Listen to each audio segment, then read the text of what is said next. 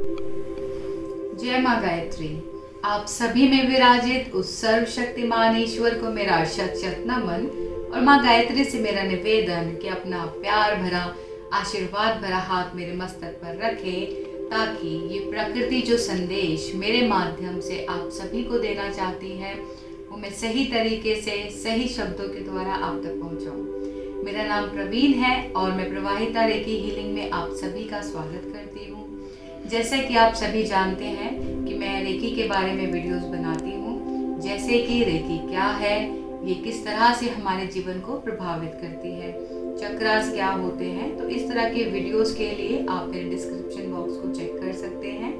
और आप मेरे चैनल पर नए हैं तो आप मेरे चैनल को सब्सक्राइब कीजिए, शेयर कीजिए और लाइक कीजिए। आज मैं थोड़ा सा हट के टॉपिक पे बात करने वाली हूँ, लेकिन इसके पीछे का जो मेरा उद्देश्य है, जो मेरी इंटेंशन है, वो बिल्कुल वही है जैसे कि हमेशा रहती है कि आप सबके जीवन में उन्नति, तरक्की और प्रगति आए, जीवन में आप सफल बने, एक सकारात्मक सोच के साथ आगे बढ़े। तो आइए सुनते हैं। एक युवक अपनी गरीबी से, बेरोजगारी से बहुत ज़्यादा परेशान था और इस परेशानी के रहते एक दिन उसके मन में विचार आया कि क्यों ना वो अपना जीवन समाप्त कर दे, क्यों ना वो आत्महत्या कर ले और इन सभी समस्याओं से उसे छुटकारा मिल जाएगा। उसने सोचा कि वो नदी किनारे जाकर आत्महत्या करेगा और इसी सोच को सोचते हुए वो नदी के किनारे गया, जहाँ पर एक साधु महाराज पहले से ही ध्यान में मग्न थे, वो अपनी साधना कर रहे थे। जब युवक ने आत्महत्या करने की कोशिश की, तभी साधु महाराज की आंख खुली। उन्होंने उसको रोका कि रुको, तुम ये क्या कर रहे हो? आत्महत्या करना बहुत बुरी बात है। तब युवक ने कहा कि आपको नहीं पता कि मैं कितना परेशान हूँ अपने इस जीवन से। तब साधु महाराज ने बोला कि तुम मुझे बताओ कि तुम्हें क्या तकलीफ है। तो युवक ने बताया कि वो बेरोजगार है, वो बहुत गरीब है, उसे बहुत कठिनाइयों का सामना करना पड़ता है अपने जीवन में। तब साधु महाराज ने उसकी पूरी बात सुनी और उन्हें उस पर बहुत दया आई।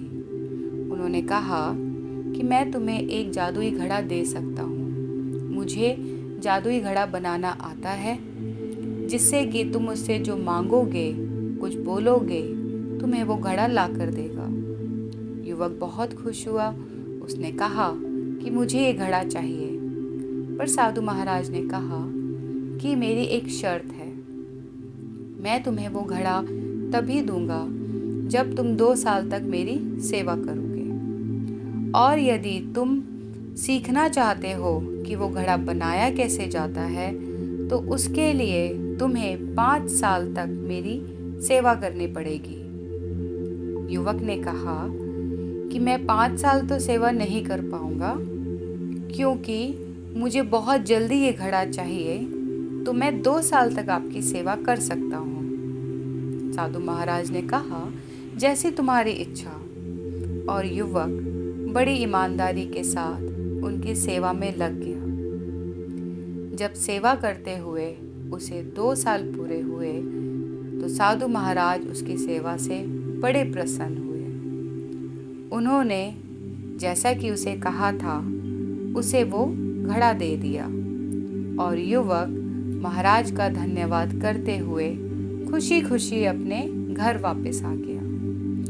घर आकर उसने घड़े से अपनी हर इच्छा पूरी करवानी शुरू कर दी।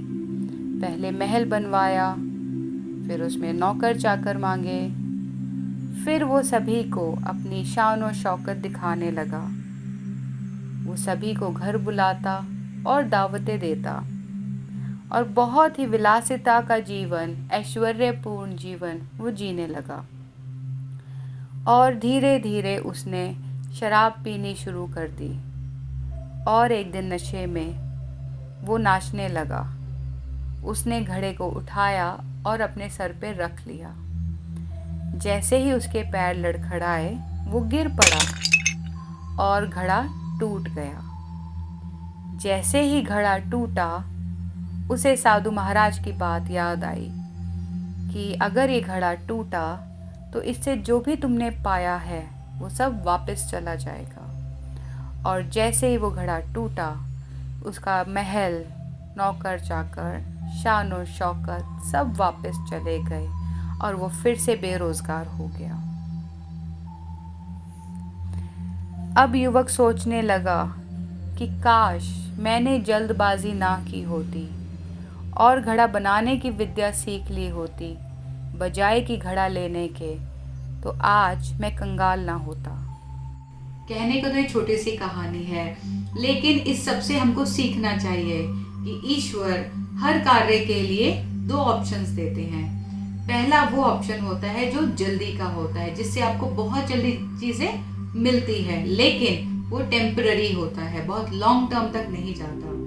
सेकेंड ऑप्शन वो होता है कि जिसमें आपको टाइम लगता है, जिसमें आपको गहन साधना लगती है और आगे जाके उसके फ्रूट्स आपको मिलते हैं। तो ये हमेशा आपकी चॉइस होती है कि आप किस रास्ते पर चलना पसंद करते हैं। ईश्वर आपको दोनों रास्ते देता है। तो आज से कभी भी आपको आपकी लाइफ में ऑप्शंस मिले तो आप उनके बारे में सोचिए, विचारिए, समझिए कि मेरे लिए लॉन्ग टर्म में क्या बेनिफिशियल रहेगा। तो आज की कहानी में इतना ही। अगले वीडियो में मैं एक और ऐसी कहानी आपके लिए लेकर आऊंगी ताकि हम अपने जीवन में आगे बढ़े, उन्नति, तरक्की, प्रगति करें। जय मां गायत्री।